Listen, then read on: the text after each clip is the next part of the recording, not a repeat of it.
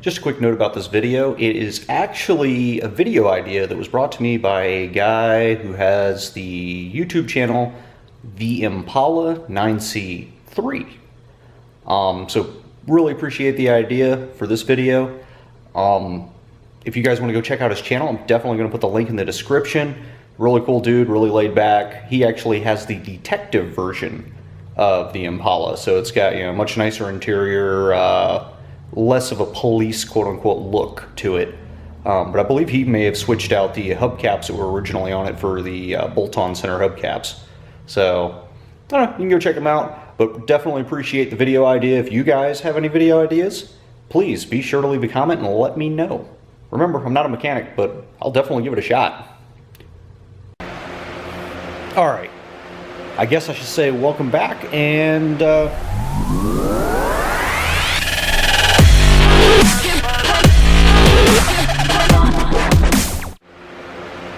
I guess we'll call this part 2.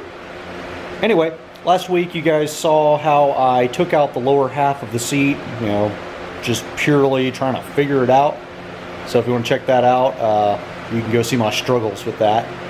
But today, since I now understand how to take the lower half of my seat out, somebody had requested to see how you take out the upper section. So let's see how this goes, because I have no idea what I'm doing.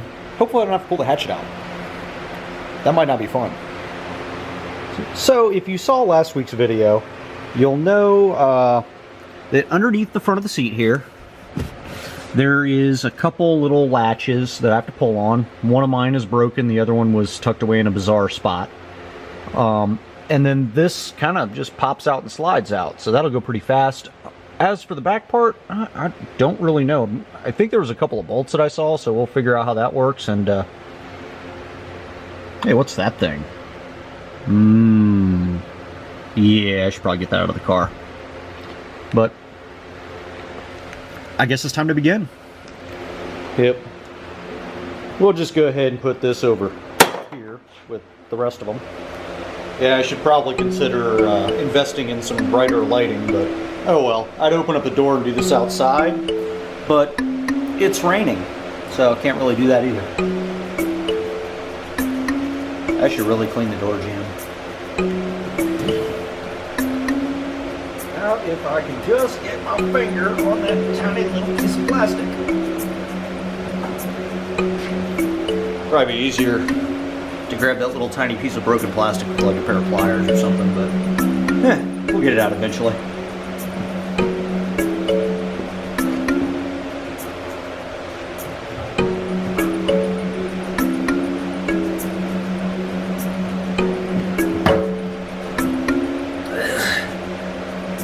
Alright, so that's one half.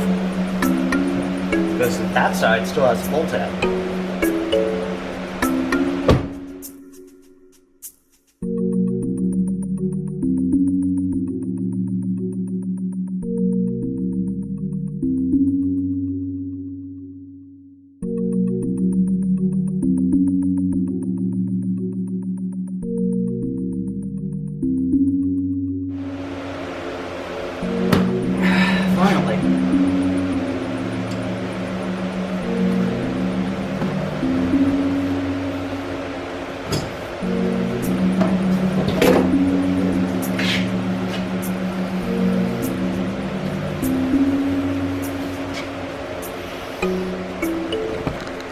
Again, guys, this is what I'm working with on this side.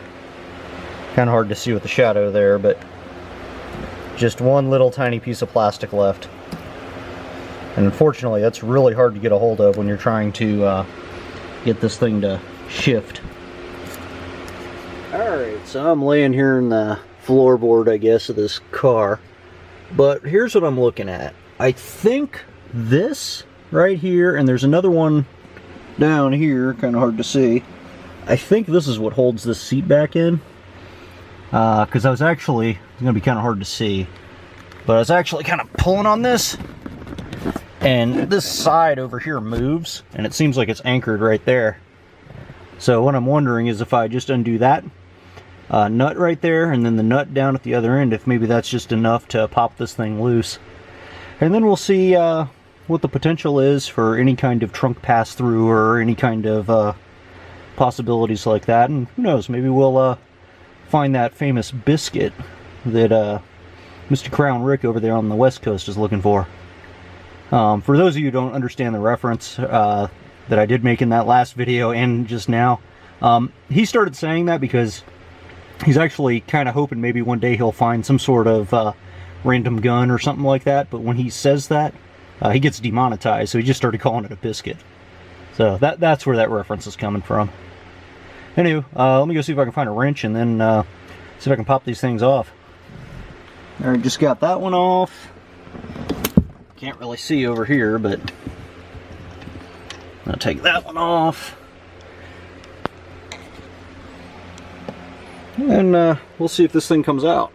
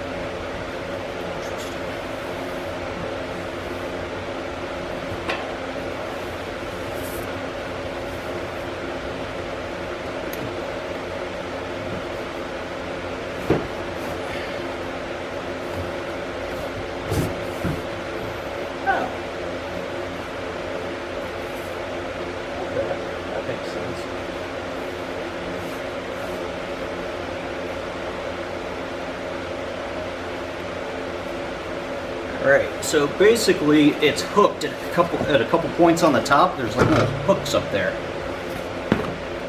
And you just pull the seat back out of those hooks and it just comes off.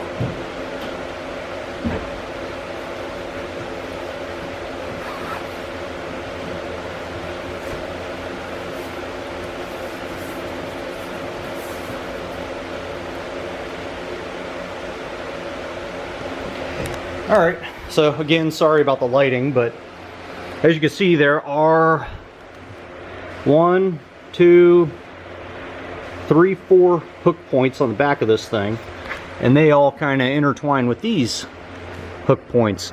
Well, that one over there kind of stretched out a little bit because I didn't realize I was hooked to it, but there appears to be an actual pass-through to the trunk. Can't really see, but let me see if I can pop the trunk real quick.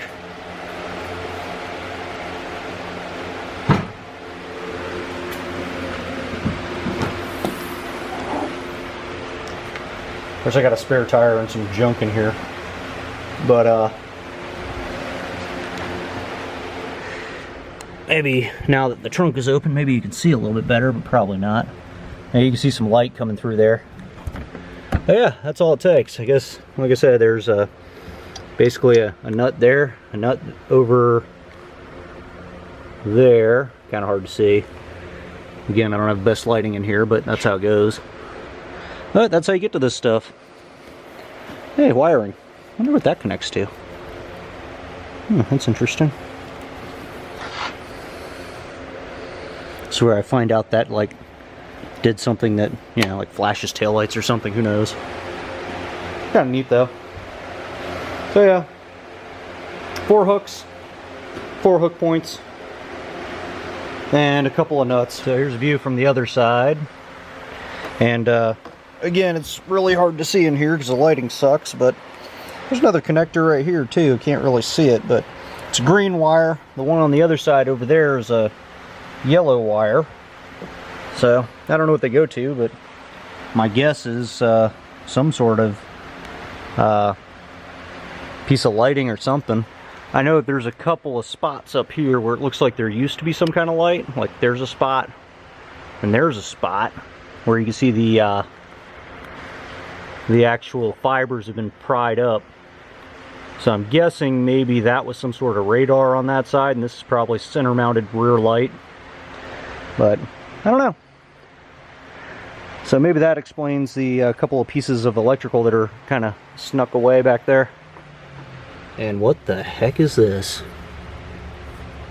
Well, guess it's nothing too important. I got another one of them over here. It's a little nerve-wracking.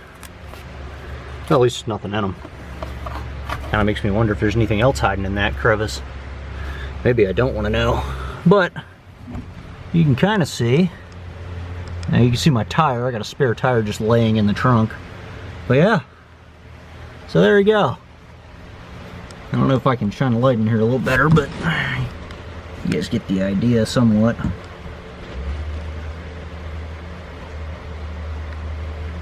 Just kind of hard to see.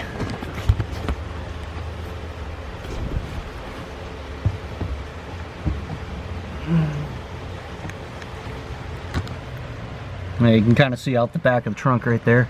It'd be a lot better if it wasn't raining outside and I could actually show you out in the daylight, but yeah, there you go. As my phone falls over. Oh yeah, no, not as successful as Mr. Crown Rick, but I found 2 plastic baggies. Yay! I don't know what I'm gonna do with those. Either way, pretty interesting. I guess I'll put this thing back together now. See what kind of nightmare that is. If you wanted to, you could probably make a pass-through if you wanted to. I'm not going to do that, but you could conceivably cut a hole in that seat, or modify the seat, and then the pass-through would just be right through that cloth.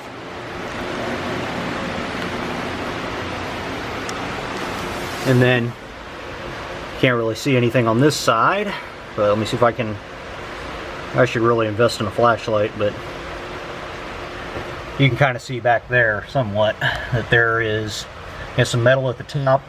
And that dark area that you can't really see all that well, that's the cloth that we were messing with on the other side. So that's it. And actually, the very top there, kind of hard to see because I'm a little shaky, but that's one of the hooks from the back of the seat. That little black thing that's hanging there. So that's one of the 4 hooks that you'll see. And of course, in the back of my car, I've got, I guess, the remnants of some sort of pull-out shelf that I should probably remount, but oh well. I got some old toner cartridges I need to get rid of at some point. And that rim right there, fun fact, I actually pulled that out of a salvage cart, like a LKQ Pick Your Part or one of those kind of places, and cleaned the rim up, and actually put the center cap on there. Let's see if you can even see it. Went and bought some center caps off of eBay. We got the center cap on it, so if I ever have a flat, I got a full-size spare, so it won't even look like I'm missing anything. The only other issue with this car is, yeah, that's the piece that I guess protects my floor. Got a piece of rubber, piece of plywood, and then underneath would be where the donut goes. And of course, this car didn't come with a donut, which is the reason why I have the full-size spare now. Whew. Anywho. Really appreciate you guys stopping by. Really appreciate the video idea. I would have never gone and pulled the back part of the seat off because I didn't really have a need or a desire to. But now I know how to do it. It wasn't as bad as I was expecting it to be. And if you guys have any other ideas for content, anything you want to see, anything that may be particular to a 9C1 Chevy Impala. Mine is a 2010, so pretty much I think they're like 08 through now are kind of basically the same. Might be actually 06, I believe, is when they started this generation. But if you guys have any other ideas, any more thoughts, any questions, anything you're just generally curious about, please let me know in the comments section. I'm sure there's some YouTube mechanics out there that'll tell me I'm doing it wrong, but that's fine. You guys are entitled to your opinion. Anyway, thanks for watching. Appreciate you dropping by. Click like if you enjoyed the video. Be sure to subscribe, and if you really want to see more content, click the little bell and be part of the quote-unquote notification squad. Anywho, appreciate the time. You guys have a great day, and I'll see you next video.